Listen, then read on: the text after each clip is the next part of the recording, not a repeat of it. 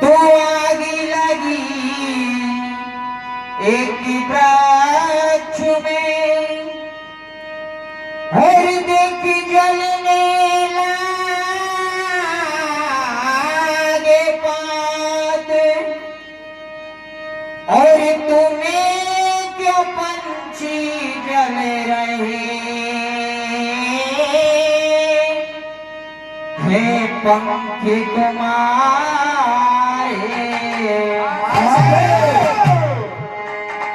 तो फल खाए इस वृक्ष के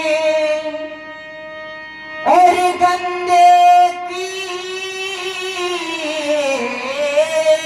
पात और धर्म हमारा यही बने हम जले इसी के पानी की बूंद पतंग छिपे, पानी की बूंद पतंग छिपे। जैसे ही बरसात होती है तो कीड़ा मकोड़ा जो भी होते हैं अपने अपने घरों में घुस जाते हैं कि पानी की बूंद पतंग छिपे और मेरी छिपे इच्छा जल पाए। हेलो भोर भये पे चोर छिपे तो मोर छिपे दिन फागुने आए। भोर भये पे मोर छिपे तो मोर छिपे दिन फागुने आए और ओट करो सत्य घूमट की पर चंचल में छुपे ना छुपाए। सज्जनों एक बहुत ही बड़ी प्रसंग जिससे मैं आपको जोड़ना चाहूंगा।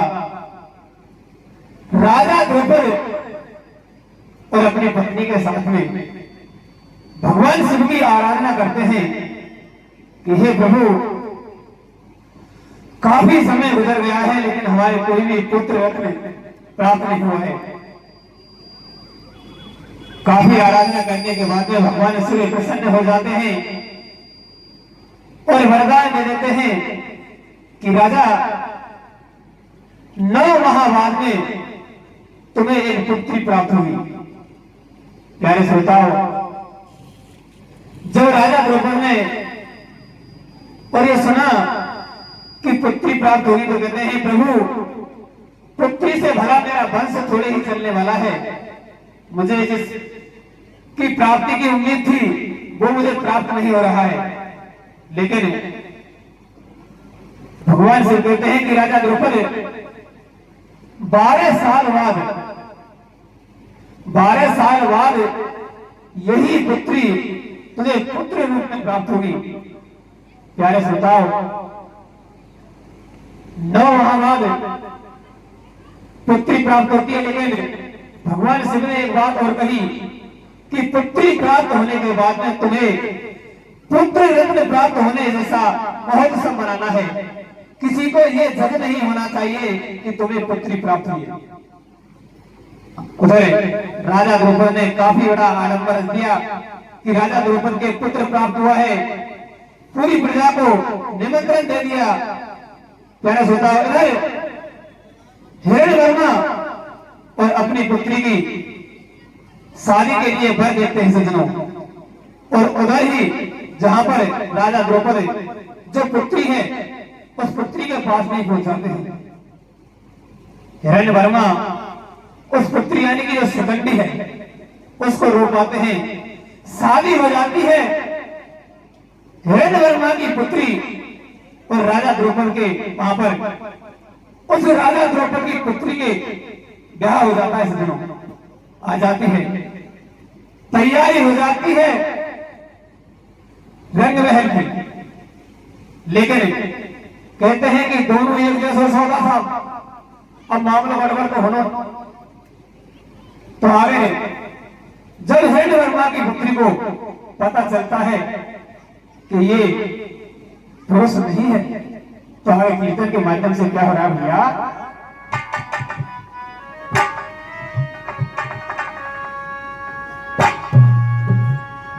ओ नहीं दूध लगाना था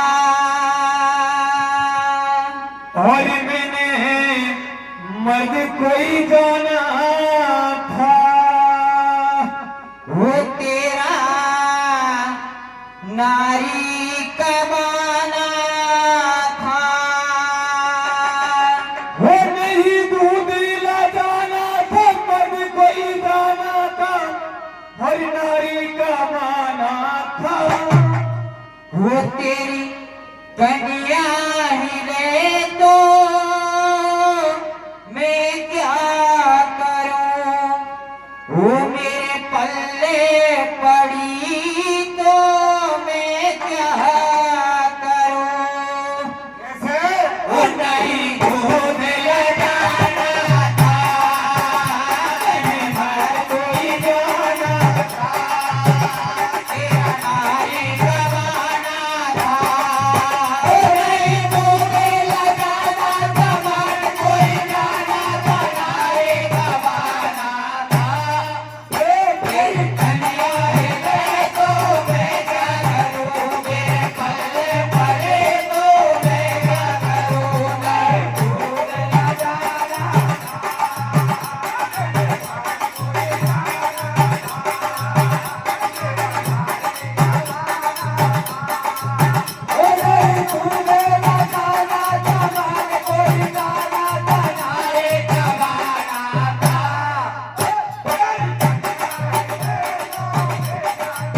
मेरे पल्ले पड़े तो मैं क्या करूं। नहीं दूध लगाना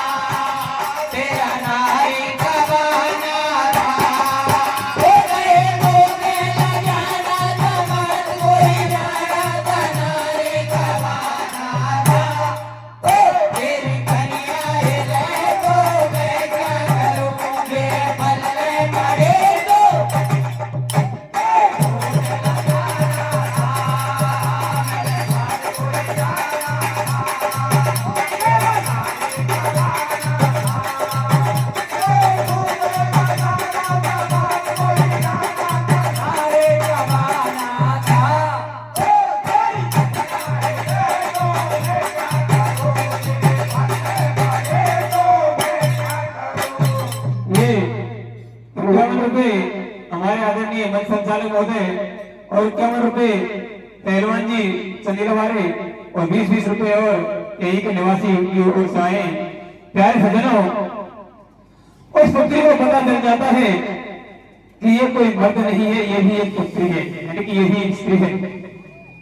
क्रोध में आ जाती है और अपने पिता को पत्र लिख देती है कि आपने मेरे लिए जो घर ढूंढा था वो व्यक्ति नहीं है, आदमी नहीं है, वो एक लेडीज है, यानी कि स्त्री है। लेकिन क्या हो रहा है भैया, अरे उगे का सारा जमाना तुमको न भेजे तुम्हारा।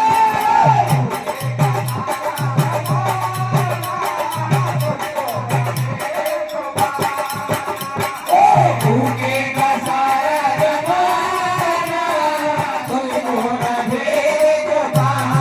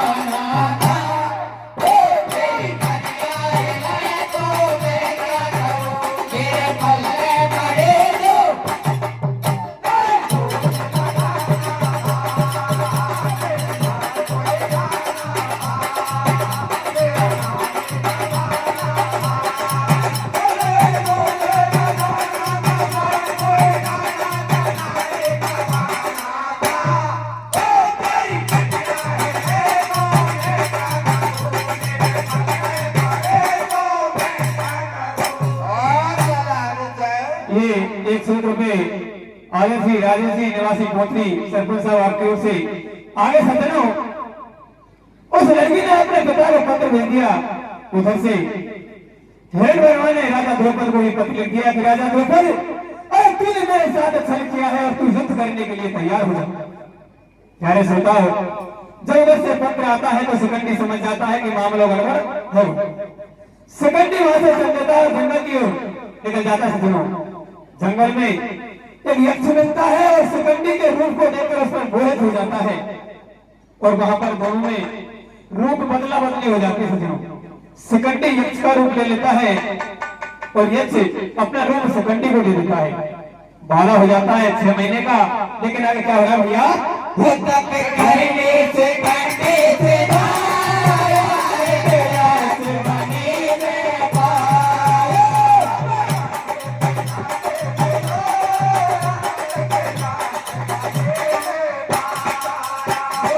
करने से करने से आया गया आसमानी में पाया।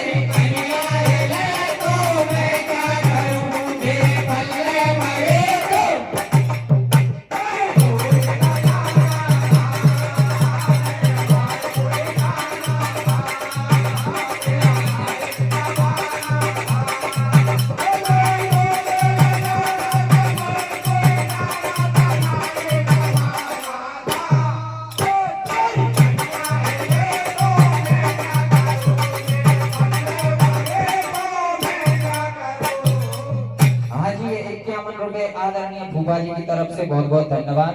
सब शिखंडी में और यक्ष में 6 महीने का वादा होता है। 6 महीने बाद शिखंडी पुणे आता है अपना रूप लौटाने कि मेरा जो स्त्री का रूप है मुझे दे दे और तेरा जो पुरुष का रूप है इसे आप ले लीजिए। लेकिन उधर यक्ष के घर में रह जाता है और 6 महीने को घर में रह जाता। तो यक्ष उससे गुजारिश करता है कि शिखंडी सिर्फ 3 महीने की बात है, 3 महीने की बात है, 3 महीने की और मांझा जब मेरे घर गया तो धंध छोड़ा दूं। लेकिन सज्जनों, आगे कीर्तन के माध्यम से क्या हो भैया? आई सुनो शिखंडी बातें हमारी, और में तो हो गई अभिला नारी।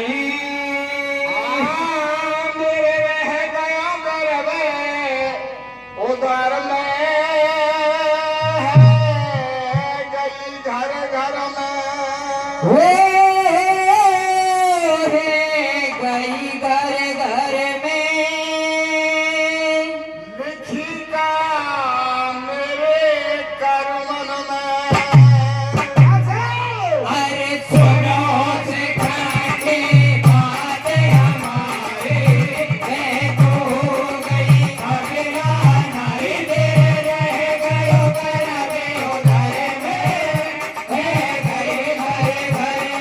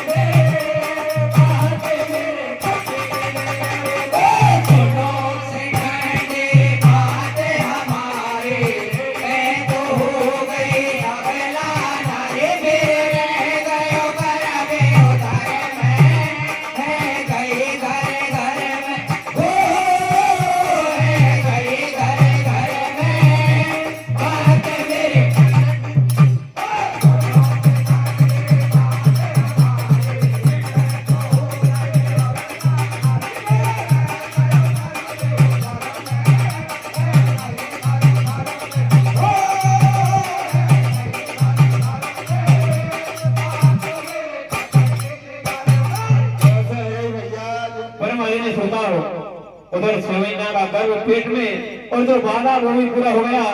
लेकिन वो यक्ष कुमारी कहती है कि शिखंडी ये ऐसी विपदा को पड़ी है, कबू तुम्हें खटाई को मन करे और कबू खरी को मन करे, क्यों साफ करे कि ना ऐसे दिलवा रहे हो घर में ठहर जा जाए। तो आगे क्या है भैया, वो सारे बाटे खड़े में डोले, जिया ना चलावे।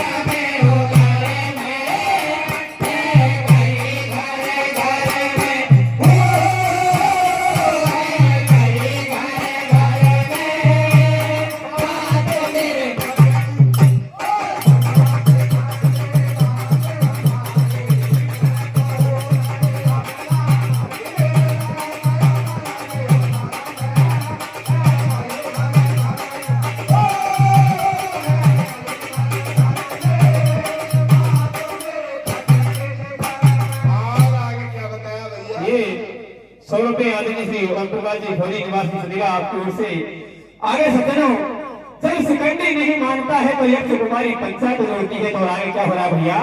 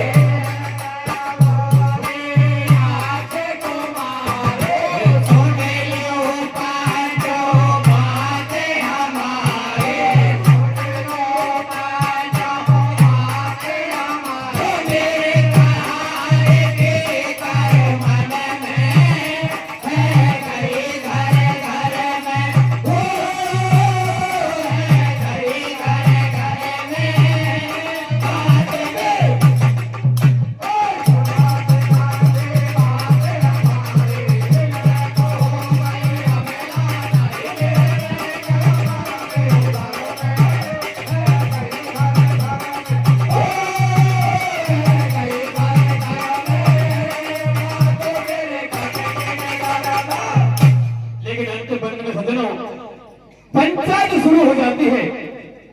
पंच पूछते हैं दोनों पक्षों से क्या क्या मामला है। सेकंडी के साहब 6 महीना को बारो है हमारो और मोह पकड़ नहीं हो गया कर्म कर लेगी या तो पेट में रह जाएगा जो बारो पूरा करो साहब। उधर पूछते हैं सुमाई से सही बात है, सही बात है पंच। तो मामले बड़ा साहब क्योंकि उधर भगवान शिव का जो वरदान था 12 साल का वो वरदान भी पूरा हो गया और पंचों ने फैसला सुना दिया जो आपका वादा था उस वादे के मुताबिक इसका फैसला होगा। सेकंडी रूप को नहीं लौटाता है, सेकंडी स्त्री से पुरुष हो जाता है और जाकर के कह देता है ऊपर से कि पिताजी उस हिरण वर्मा ने आपका अपमान किया था उसको डबल पार्टी भेजिए कि मेरा बेटा है पुत्री नहीं है। पहले सुनाओ आगे क्या हो रहा है भैया।